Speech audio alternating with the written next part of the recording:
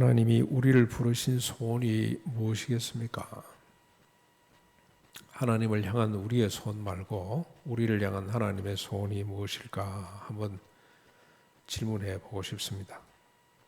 하나님이 우리를 기업으로 삼으신 영광의 풍성함, 하나님이 우리 가운데 역사하시는 강력한 능력이 무엇인지 여러분 한번 생각해 보신 적이 많죠? 죄를 용서하고 천당 가게 하는 정도가 아닙니다. 하나님은 그렇게 시시하게 우리를 부르시지 않으셨다는 겁니다. 모든 슬픔과 고통과 죽음의 원인이 되는 자기 생각을 따라, 이번 주에 우리가 묵상한, 지난주 우리가 묵상한 내용입니다. 자기 생각을 따라 욕망을 쫓는 길에서 해방이 되고 그리스도와 이웃의 종이 되어서 정의와 평화를 일구는 길로 가도록 이끄시는 것이 하나님이 우리를 부르신 소원입니다. 우리를 하나님의 기업으로, 하나님의 자녀로 삼으신 영광의 풍성이고, 이것이 이렇게 살도록 하는 것이 우리 안에서 역사하시는 하나님의 강력한 능력이 됩니다. 이렇게 변화된 사람들이 그리스도의 몸인 교회를 이루고 이미 시작된 하나님의 나라를 누리며 장차 이루어질 하나님의 나라를 사모하는 것이 하나님이 우리를 부르신 소원이고 우리를 기업으로 삼으신 영광의 풍성이고 우리 가운데 역사하시는 하나님의 크신 능력입니다. 이것이 두레교회 성도들이 믿는 신앙이고 우리가 손잡고 함께 가는 신앙의 길입니다. 우리는 지난 주일에 이 구원이 예수 그리스도의 십자가 부활로 이루어진다는 것을 하나님이 은혜를 베푸는 해와 보복의 날이라는 은유를 통해서 살펴보았습니다. 오늘은 또 다른 은유를 동원을 했습니다. 오늘 다른 은유의 말씀으로 이 구원을 다시 한번 더 확인해 보겠습니다. 오늘 본문에서 사용되는 은유는 하나님이 창조하시는 새 하늘과 새 땅입니다. 이제 같이 한번 본문을 보겠습니다. 17절입니다. 보라, 내가 새 하늘과 새 땅을 창조하나니 이전 것은 기억되거나 마음에 생각나지 아니할 것이라고 했습니다. 보라로 시작이 되죠. 여러분, 들으라와 함께 성경에 가장 많이 나오는 명령 가운데 하나죠. 보거라, 보라, 들으라. 하나님은 늘 그렇게 시작합니다. 보아야 할 내용이 뭡니까? 하나님이 창조하시는 새하늘과 새 땅입니다. 새하늘과 새 땅에 대한 해석이 분분합니다. 어려운 부분이죠, 이게. 그래서 어떤 사람들은 크게 우리가 두 가지를 한번 정리해 볼 수 있는데 어떤 사람들은 종말론적인 해석을 하는 사람이 있습니다. 주님이 재림하시면서 이루어질 새하늘과 새 땅, 신천지죠. 신천지. 좀 한참 유행하고 있는 이단 이름을 빌렸습니다만 신천신지, 종말에 이루어질 예수님이 재림함으로 펼쳐질 그 나라로 이해하는 사람들이 있습니다. 또 하나의 해석은 이전 것과 비교해서 본질상 다른 시공간과 존재를 말합니다. 주님이 초림에서 시작해서 재림 이후까지 이어지는 현상이죠. 존재들. 이전 것과 비교해서 확연히 다른, 본질상 다른, 근본이 다른, 바탕이 다른 새로운 존재의 출현, 이렇게 이해할 수도 있습니다. 하나님이 새하늘과 새 땅을 창조하시면 이전 것은 기억되거나 생각되지 않는다는 것으로 봐서 우리 두 번째 해석이 타당하다는 생각이 들고, 고린도후서 5장 14절부터 17절까지 보면 어떤 말씀이 있습니까? 보라, 새 것이 되었다, 그런 표현이 있죠. 이전 것은 지나갔으니 새 것이 되었도다. 근데 그 새 것이라는 게 뭐냐면 예수님이 재림할 때 이루어지는 것이 아니고요, 이미 예수님의 초림에서부터 시작된 새로운 것인데 다시는 자기를 위해 살지 않고 오직 그리스도를 위해 사는 것, 그걸 새 것이라고 그렇게 표현을 했습니다. 다시는 기억되지 않고 생각되지 않는다는 것은 이 이전 거죠. 이전 것. 이것이 다시는 기억되거나 생각되지 않는 것인데 이건 61장 1절부터 7절까지에서 밝혔습니다. 이미 우리가 살펴본 내용입니다. 포로된 것, 갇힌 것, 슬픈 것, 마음이 상한 것들이 다시는 기억되거나 생각되지 않을 것이다 라고 말씀을 합니다. 그런데 여러분 이게 포로되고 갇히고 슬픈 것, 마음이 상한 것은 밖에 있는 것이 아니고 자기 자신 안에 있는 현상들이죠. 다시 말하면 자기를 위한 욕망의 포로가 되고 갇히고 마음이 상한 것들을 말합니다. 조금 더 다르게 각도를 돌려서 보면 우리 권영경 교수님은 이걸 비틀기란 말을 잘 쓰는데 조금 이 말씀을 조금 돌려서 보면 여러분 한쪽에서 이쪽에서 보면 이렇게 보이는데 저쪽에서 보면 조금 다르게 보이잖아요. 그렇죠? 사과가 같은 것 같아도 어디에서 보느냐에 따라서 각도가 어디냐 높이가 어디냐에 따라서 완전히 다르게 보이는 것처럼 조금만 우리가 각도를 비춰보면 이 말씀은 어떤 뜻이냐면 타자를 포로로 잡지 못해서 내 욕망으로 타자를 가두지 못해서 마음이 상하고 슬퍼하는 것을 말합니다. 조금 이해가 안 되시면 운동선수들 보면 알 수가 있어요. 월드컵에서 두 팀이 이제는 16강까지 고를 때는 리그전이기 때문에 3번 경기를 하거든요. 한 번을 져도 2번 기회가 남았기 때문에 선수들이 해피합니다만 그 다음 준결승 8강부터는 이건 한 번 떨어지면 보따리 사고 집에 가야 돼요. 그러니 게임을 끝나고 나면 선수가 두 종류로 나타납니다. 한쪽은 막 기뻐서 어쩔 줄 모르고 이제 우리가 8강 간다 4강 간다 펄쩍펄쩍 뛰는데 한쪽 팀은 어쩌고 있습니까? 전부 다 쓰러져 있죠. 죽을 힘을 다해서 운동을 했는데 축구를 했는데 졌단 말이죠. 그래서 드러누워가지고 우는 친구들 많이 봅니다. 막 울고 있죠. 눈물을 흘리고 그러면 옆에 와서 또 위로도 해주고 감독이 와서 코치가 와서 이렇게 세워서 끌고 나는 모습들을 보게 되는데 바로 그런 것들이죠. 자기 목적이 성취되지 못해서 우는 것, 슬퍼하는 것, 탄식하는 것, 자기를 위해서 자기 목적이, 자기 욕망이 성취되지 못해서 나타나는 여러 가지 현상들이 어떻게 되는 겁니까? 다시는 기억되지 않고 생각되지 않는다는 겁니다. 그런데 여러분들이 보십시오. 포로가 되고 자기를 위해서 욕망의 포로가 되고 갇히고 마음이 상하는 것들, 그 다음에 자기를 위해서 타자를 포로로 삼지 못해서 슬퍼하는 것들, 가두지 못해서 자기 주장을 관철시키지 못해서 자기 욕망이 성취되지 못해서 슬퍼하는 것들, 이것들을 65장 2절하고 16절에 아주 기가 차게 표현을 하고 있습니다. 여러분 이 자막에는 없습니다만 여러분 직접 한번 찾아보십시오. 성경 펼쳐놓고 65장 2절입니다. 오늘 본문 그 앞절 1절부터 16절까지 내용에 두 번이나 이게 반복되고 있어요. 65장 2절에 보면 자기 생각을 따라 옳지 않은 길로 가는 것이라고 그렇게 표현되어 있죠. 자기 생각을 쫓아서 옳지 않은 길로 가는 자들. 그 다음에 65장 16절에서는 어떻게 표현하고 있습니까? 땅에서 자기를 위하여 복을 구하는 자들, 그렇게 표현하고 있습니다. 자기 생각을 따라 옳지 않은 길로 가는 것, 땅에서 자기를 위하여 복을 구하는 것, 이게 바로 슬퍼하는 자들의 모습이고 슬픔의 원인, 탄식의 원인 어디에 갇혔냐? 여기에 갇혀 있다는 뜻입니다.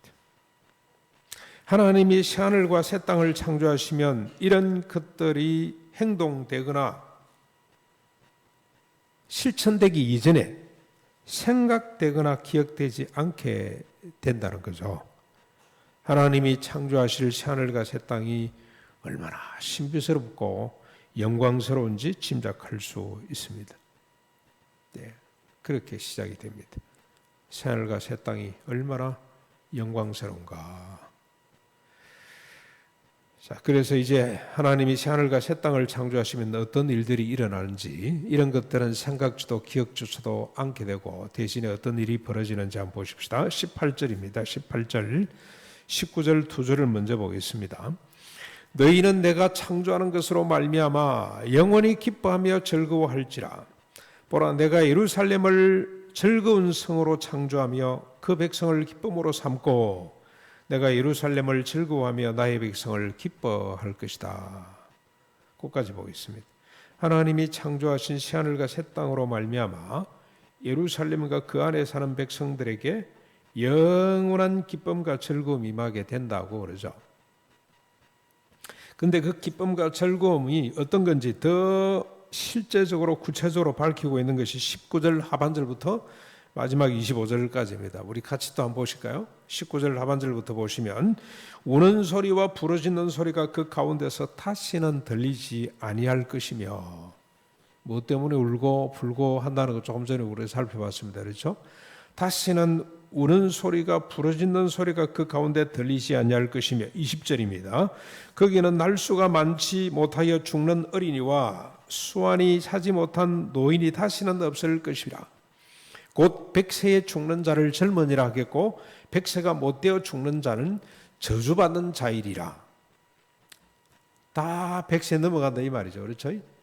백세까지 못 살면 아이고 그 사람 뭐 저주받았나 하고 생각이 될 만큼 장수하게 된다 이 말이죠. 21절 그들이 가옥을 건축하고 그 안에 살겠고 포도나무를 심고 열매를 먹을 것이며, 22절 그들이 건축한 데에 타인이 살지 아니할 것이며 그들이 심은 것을 타인이 먹지 아니하리니 이는 내 백성의 수완이 나무의 수완과 같겠고 내가 택한 자가 그 손으로 일한 것을 길이 누릴 것이며, 23절입니다. 그들의 수고가 헛되지 않겠고 그들이 생산한 것이 재난을 당하지 아니하리니 그들은 여호와의 복된 자의 자손이요 그들의 후손도 그들과 같을 것임이라.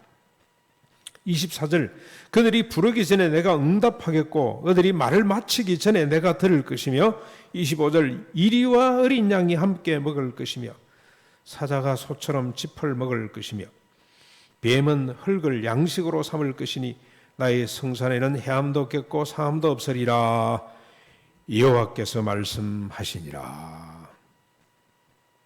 하나님이 새하늘과 새 땅을 창조하기 전에 예루살렘 성과 그 가운데 사는 백성들은 어떠했습니까? 슬픔과 탄식이 가득했죠. 여러분 이사야 1장 15절 15장 9절에 보면 예루살렘에는 불의와 강탈이 가득하고 피가 넘쳐났다고 그렇게 표현하고 있습니다. 이사야 보기에 그랬어요. 그러나 하나님이 새하늘과 새 땅을 창조하신 후에는 예루살렘과 그 백성들 가운데 6가지 복이 나타나는데, 첫째는 어떤 복입니까? 마음에 안정이 깃들게 됩니다. 우는 소리와 부르짖는 소리가 다시는 들리지 않게 됩니다. 19절이죠. 둘째는 육신의 복이 넘치게 됩니다. 날수가 많지 않아 죽은 이가 없고 수완이 차지 못한 노인이 없으며 백세에 죽은 이를 젊은이라 하고, 백세에 죽은다 아이고 젊은 양반이 죽었네 그러고, 백세가 못되어 죽는 자는 아까 말씀드린 것처럼 저주받는 자라 할 것이며, 왜 그러냐? 이는 백성의 수완이 나무의 수완과 같게 될 것이기 때문이다. 저 농원학교에 가면은 몇백 년 된 나무들이, 아름드리 나무들이 출비합니다. 참 나무들 오래 살죠. 오래 삽니다. 죽기는 죽더라고 보니까. 하나가 죽어야 그게 썩어지면 그 안에 온갖 벌레들이 꼬이게 되고요. 그 벌레들 때문에 새들이 또 살죠. 죽는 게 아니고 생명을 일구는구나 그런 생각이 듭니다만, 아무튼 나무의 수완은 깁니다. 저 고향에 가면은 삽디라고 하는 재가 있는데 거기에 너티나무 한 그루가 서 있습니다. 우리 요 같은 종입니다. 이 오래 갑니다. 이게 제가 볼 때 주님 오실 때까지 나무가 서 있으면 좋겠다는 생각이 드는데요. 그 나무 수완이 참 오래 갑니다. 벼락을 몇 번 맞았는데도 또 옆에서 새 줄기가 나오고 해가지고, 저희 아버님이 어릴 때 꼰뜨고 놀았던 곳인데 저희 손자가 이제 놀판입니다. 거기서 얼마나 좋은지요. 나무의 수완처럼 인간의 수완이 길어지게 된다 그 말입니다. 20절 22절 막 섞어놨습니다만 이걸 정리합니다. 정리. 세 번째로 어떤 복을 받게 됩니까? 주거의 복을 받게 됩니다. 그들이 가옥을 건축하고 그 안에 살고 그들이 건축한 곳에 타인이 살지 않게 될 것이다. 21절 23절. 저는 이게 가장 마음에 들더라고 보니까.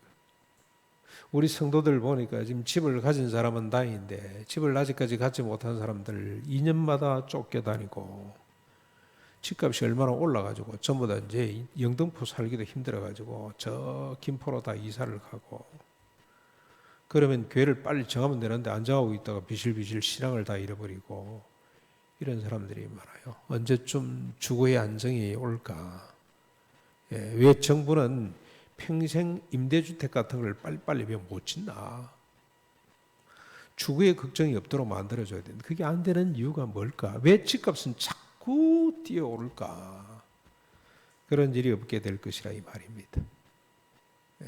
참 구체적이죠. 네 번째 복은 산업의 복을 받습니다. 포도원을 심고 열매를 먹으며 그들이 심은 것을 타인이 먹지 않을 것이며 그 손으로 일한 것을 길이 누릴 것이며 수고가 헛되지 않고 생산물의 재앙이 들지 않게 될 것이다. 수고한 대로 먹게 된다는 겁니다. 죽으면 안정이 되면 뭐 하겠습니까?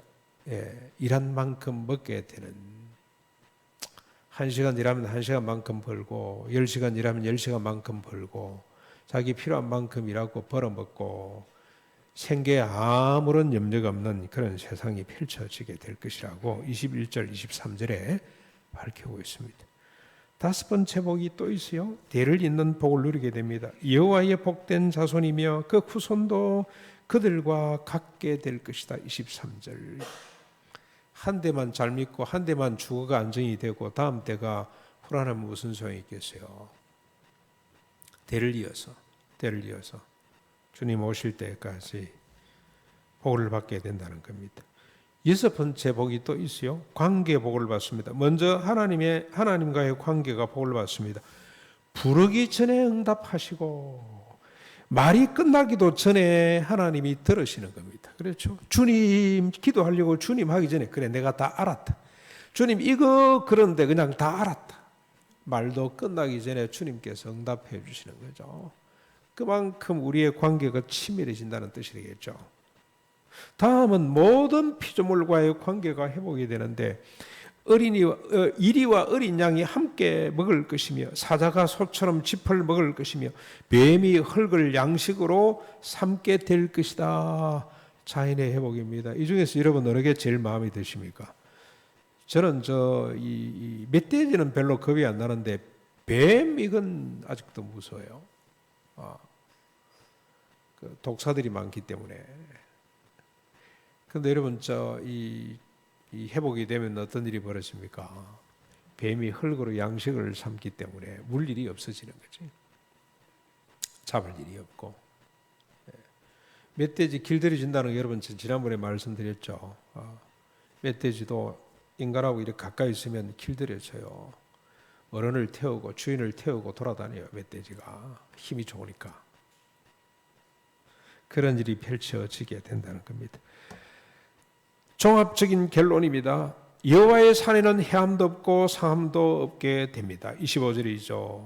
그래서 여러분들 이사야에서 이런 표현들이 많이 나왔는데 하나만 예를 들면 2장 4절에서 뭐라고 이사야가 예언을 했습니까? 그가 열방 사이에 판단하시며 많은 백성을 판결하시리니 무리가 그들의 칼을 쳐서 보습을 만들고 그들의 창을 쳐서 낫을 만들 것이며 이 나라와 저 나라가 다시는 칼을 들고 서로 치지 아니하며 다시는 전쟁을 연습하지 아니하게 될 것이라고 한 말씀이 다시 한 번 더 이렇게 강조되고 있습니다. 마지막으로 여호와께서 사인을 하시죠. 25절 마지막에 뭐라고 사인을 합니까? 여호와께서 말씀하시느니라 내 말이다 하고 주님이 사인을 하게 됩니다. 여러분 우리 교회가 구자를 하나 트는데 은행에 뭐가 서류가 잘못됐어요. 그분이 들고 쫓아왔습니다. 목사님 사인해 주십시오. 저 도장이 빠졌어요. 도장이. 그 해줘야 성립이 되는 거죠. 그 빠지면 오세택 목사가 투례교회 담임 목사 당회장 이라는 걸 쓰래 이렇게. 그래야만이 효력이 발생이 됩니다. 하나님께서 여기에 그냥 하신 말씀이 아니에요. 주 여호와 하나님 여호와께서 말씀하시느니라고 한 것은 하나님이 보장한다고 사인을 하신 겁니다. 자, 여러분 어떻게 이런 일이 가능할까요? 어떻게 새하늘과 새 땅의 기쁨과 환희와 안정과 풍요, 평화가 나타나게 됩니까? 16절 바로 앞에 있는 절이 밝히고 있습니다. 16절 여러분 본문 바로 앞절에 있는 16절을 같이 한번 읽어보실까요? 16절을 펼쳐가지고 같이 읽겠습니다. 시작. 이러므로 땅에서 자기를 위하여 복을 구하는 자는 진리의 하나님을 향하여 복을 구할 것이요 땅에서 맹세하는 자는 진리의 하나님으로 맹세하리니 이는 이전 환난이 잊혀졌고 내 눈앞에 숨겨졌습니다. 어떻게 이런 풍요로움이 나타나게 됩니까? 새하늘과 새 땅에 이런 평화가 나타나게 되느냐? 땅에서 자기를 위하여 복을 구하던 자가 진리의 하나님을 향하여 복을 구하는 자가 되고 땅에서 맹세하는 자가 진리의 하나님으로 맹세하는 자가 되기 때문입니다. 자기 이름으로 자기를 위하여 맹세하는 자가 진리의 하나님으로 진리의 하나님을 위해서 맹세하기 때문에, 다시 말하면 자기를 위하던 자가 하나님을 위하는 자가 되고 땅을 위하던 자가 하나님을 위하는 자가 되기 때문에 이런 현상들이 나타나게 된다 이 말입니다. 자기를 위하던 자가 하나님을 위하는 자가 된다는 것은 무슨 말씀이죠? 하나님을 위한다는 것은 곧 먹든지 마시든지 몰라든지 하나님의 영광인데, 하나님의 영광을 어떻게 구합니까? 다른 사람에게 시험거리가 되지 않고 내 유익이 아니고 다른 사람의 유익을 구하다 보니 이런 일이 펼쳐지게 된다.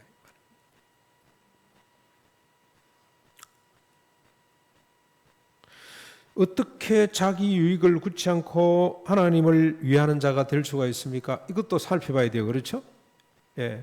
사람이 자기를 위하지 않고 주님을 위하기 때문에 이런 현상이 나타나는데 어떻게 인간이 자기를 위하지 않고 주님을 위해 살 수가 있냐 이 말입니다. 이는 이전 환난이 잊혀졌고 내 눈앞에 숨겨졌기 때문이라 가능하다 그랬죠. 이는 하고 설명을 하고 있잖아요. 이는 여러분 보십시오. 16절 마지막에 보면 이는 이전 환난이 잊혀졌고 내 눈앞에 숨겨졌기 때문이라고 이렇게 밝히고 있습니다. 이 말이 무슨 말이냐? 여러분 61장 1절부터 7절에 이미 하나님이 밝혔죠. 정의를 사랑하시고 불의의 강탈을 보복하시는 하나님이 예수 그리스도를 보내사 마음이 상한 자를 고치고 포로된 자에게 자유를 갇힌 자에게 노임을 주심으로 이 일이 가능해지는 거죠. 그들에게 구원의 옷을 입히고 공의의 겉옷을 더해서 하나님의 제사상 대리자로 삼고 오래 황폐한 곳을 다시 쌓고 옛부터 무너졌던 곳을 일으키며 대대로 무너졌던 성읍들을 중수함으로 그런 사람이 되므로 자기를 위해 맹세하지 아니하고 땅을 두고 맹세하지 아니하고 주님을 위해 하나님을 두고 맹세하는 자가 되게 된다는 겁니다. 더불어 생육하고 번성하기 위해서 자기를 축소하고 대신에 무너졌던 관계, 공공의 유익을 회복하는 사람이 되기 때문에 새하늘과 새 땅의 풍요로움이 나타나게 되는 겁니다. 여러분 정리가 됩니까? 복잡하게 만들었습니까? 예수 그리스도 그분의 십자가 부활로 우리가 거듭나는 거죠. 그래서 다시는 자기를 위해 살지 않고 오직 그리스도를 위해 사는 사람이 되었습니다. 원래는 자기를 위해서 타자를 사로잡지 못해서 슬퍼하고 자기 욕심에 사로잡히고 포로가 돼가지고 슬피 탄식하던 자였는데 그리스도로 말미암아 구원을 받으니 어떻게 됩니까? 이제는 자기를 종으로 생각을 하고 다른 사람을 떠받드는 사람이 됐단 말이죠. 그러니 6가지 복이 나타나지 않을 수가 없다는 겁니다. 그런데 새하늘과 새 땅을 우리가 보고 있는지, 우리가 지금 누리고 있는지를 살펴보셔야 됩니다. 물어봐야 됩니다. 마치 예수님이 오셨는데도 바리새인들, 서기관들, 장로들, 대제사장들이 예수님을 몰라보는 것처럼, 몰라보는 정도가 아니고 나중에는 결국 부정하고 십자가에 못 박아버렸죠. 제거해버렸습니다. 그런 것처럼 이미 하나님의 나라가 새하늘과 새 땅이 우리 가운데 임했는데 보지 못하고 있지는 않는지 우리가 묻고 또 물어보셔야 돼요. 그들은 어리석게도 지금까지 메시아를 기다리고 하나님의 나라를 기다리고 있죠. 유대인들 참 불쌍합니다. 그렇죠? 너무너무 불쌍해요. 지금까지도 그러고 있어요. 혹시 우리는 이미 임한 새하늘과 새 땅을 망각한 채 보지 못하고 주님 재림하실 때까지만 기다리고 있지는 않는지, 그렇게 되면 우리가 참 불쌍한 사람이 됩니다. 여러분, 혹시 우리가 새하늘과 새 땅을 보지 못하고 있다면 그 이유를 66장에서 우리가 발견할 수가 있습니다. 66장을 들여다보면 새하늘과 새 땅을 보지 못하는 사람들은 어떤 사람이며 왜 못 보는지, 그리고 보고 누릴 수 있는 사람은 어떤 사람들인지를 잘 밝히고 있습니다. 여러분, 66장으로 넘어가서 잠깐 보겠습니다. 66장 1절 2절을 또 한번 보십시오. 자막은 없습니다. 너무 집사님이 수고를 많이 하는 것 같아서 자막 부탁을 안 했는데요. 본문을 직접 한번 들여다보십시다. 1절 2절 같이 읽어보겠습니다. 여호와께서 이와 같이 말씀하시되 하늘은 나의 보좌요 땅은 나의 발판이니 너희가 나를 위하여 무슨 집을 지으랴. 내가 안식할 처소가 어디랴. 나 여호와가 말하노라. 내 손이 이 모든 것을 지었으므로 어들이 생겨났느니라. 무릇 마음이 가난하고 심령에 통회하며 내 말을 듣고 뜨는 자, 그 사람은 내가 돌보려니와. 새하늘과 새 땅을 누리지 못하는 사람들, 보지 못하는 사람들의 특징은 뭡니까? 하나님을 위해 집을 짓겠다고 열심을 가진 자들입니다. 그런데 하나님은 하늘과 땅을 짓고 그것을 보좌와 발판으로 삼으신 분인데 그 하나님을 위해서 안식할 처소를 짓겠다고 온갖 열심을 다하는 자들입니다. 그런데 여러분 3절 넘어가서 보시면 그들은 정작 자기의 길을 택하며 그들의 마음에 가정한 것을 기뻐하는 자들입니다. 똑같은 말이 반복되고 있죠. 우리 65장 2절에서 보았듯이 자기 생각을 따라 옳지 않은 길을 걸어가는 패역한 자들을 요 3절에서 우리가 읽지 않았습니다만 3절에서 자기의 길을 택하며 그들의 마음은 가정한 것을 기뻐하는, 자기 마음에 기뻐하는 길을 스스로 택해서 가는 자들이죠. 그래서 그들이 소를 잡아 드리는 것은 살인함과 같고 어린 양을 제사하는 것은 개의 목을 끄끔과 같고 드리는 예물은 돼지의 피와 같고 분향은 우상을 찬송하는 것과 같게 되는 겁니다. 그들이 하나님을 위해서 온갖 제사와 예물을 드리고 주님의 집을 짓는다고 하지만 실상은 어떤 자들입니까? 자기를 위해서 사는 자들, 자기를 위해 자기 길을 가는 사람들, 자기의 욕망을 정당한 것으로 알고 그 길로 가면서 하나님을 섬긴다고 착각하는 자들이 새하늘과 새 땅을 보지 못하는 자들입니다. 이런 사람이 의외로 많습니다. 여러분, 제가 깜짝 놀랐습니다. 우리 한국의 방송이란 방송은 다 출연하는 이 평론가 한 사람이 있어요. 유명한 평론가입니다. 말을 얼마나 맛깔스럽게 재밌게 하는지 모릅니다. 그러니까 자기 말로 그래요. 내가 대한민국의 방송이란 방송인은 다 출연하는 사람입니다. 근데 이분이 얼마 전에 인터뷰를 했는데 왜 기독교를 떠났는지, 자기는 왜 크리스찬이 아닌지에 대한 이야기를 했어요. 근데 그분이 첫 마디가 뭔지 아세요? 교회 갔더니 자기의 길로 가는 것이 아니라 하나님의 길로 가라고 그래서 이런 모순이 어디 있냐. 자기 길을 자기가 선택하고 자기가 주체적으로 가야 되는데 왜 자꾸 교회 가면은 자기 길을 가지 말고 하나님의 길을 가라 그러는지 모르겠다 그러면서 교회를 떠났다 그래요. 한때 청년 때까지는 예수를 잘 믿는 사람이었습니다. 그런데 여러분, 자기 길을 가면서 하나님의 길로 간다고 착각하는 것보다는 이 사람이 훨씬 더 낫다는 생각이 듭니다만은 이게 마음에 안 드는 겁니다. 그런데 새하늘과 새 땅을 보지 못하는 사람의 특징이 바로 이렇습니다. 자기 길을 가는 사람들입니다. 그런 평론가가 오른밤 맞고 왼밤 돌려대는 말씀을 이해할 수가 있겠습니까? 죽어도 이해를 못합니다. 여기에 내 이웃을 사랑하라, 내 이웃을 사랑하고 원수를 미워하라고 하는 것을 너희가 들었으나 나는 너희에게 말하노니 내 원수를 사랑하라고 하는 이 말을 이해가 되겠어요? 이해가 되겠습니까? 북한을 무조건 우리가 품고 사랑하자 그러면 그게 이해가 되겠냐고요. 하나님의 나라가 이해가 안 돼요. 하나님의 나라를 볼 수가 없어요. 절대로 못 봅니다. 그런 사람들은.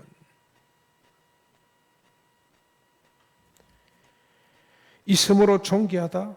보물을 땅에다 쌓지 말고 하늘에 쌓으라, 헌금하라 이 말인데, 그렇죠? 일용할 양식 외에는 헌금하거라 그 말인데 그 말이 이해가 되겠어요? 안 됩니다. 절대로 안 됩니다.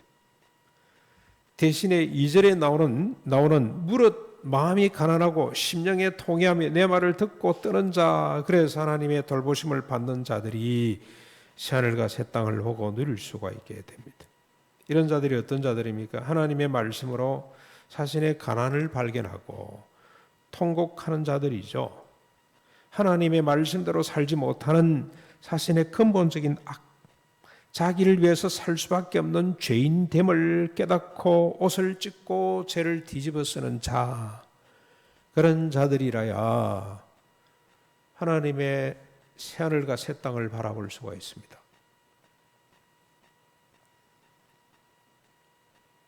이런 자들은 자신만을 위해서 슬퍼하지 않습니다. 여러분 10절에 보시면, 66장 10절에 보시면 예루살렘의 성을 사랑하기에 그 성을 향해 슬퍼하는 자들입니다. 자기만 슬퍼하는 자가 아니고요, 예루살렘 성을 보고도 슬퍼하는 자입니다. 왜 예루살렘의 불의의 강탈과 피가 가득한지를 자신을 통해서 알고 자기 자신을 통해서 깨닫고 그래서 슬퍼하는 자, 통곡하는 자 같습니다. 여러분, 요즘 우리가 아프가니스탄의 사태를 보고 있습니다. 그렇죠? 텔레반이 20년 만에 다시 이 수도로 돌아와서 대통령 궁을 접수하고 자기들이 나라를 차지해버렸죠. 미국이 20년 만에 철수하는 바람에 한 몇 달 걸릴 거라고 생각을 했는데 일주일이 안 돼서 그냥 정복이 돼버렸어요. 그래서 혼란 속에 빠졌는데 가장 안타까운 것은 죽어요. 있으면 죽습니다. 그래서 탈출을 해야 되는데 갈 수가 없어. 공항이 막혀가지고. 그래서 여러분도 어쩝니까? 미군 병사들에게 아이만이라도, 미국은 입양을 많이 한다는 사실을 알고 아이만이라도 살려주십시오. 그래서 아이를 들고 아이는 울고 밑에 부모들도 울고 있으니까 아이가 불쌍해서 미군 병사가 끄집어 올리는 거 보셨죠? 너무너무 슬픈 일 아닙니까? 그렇죠?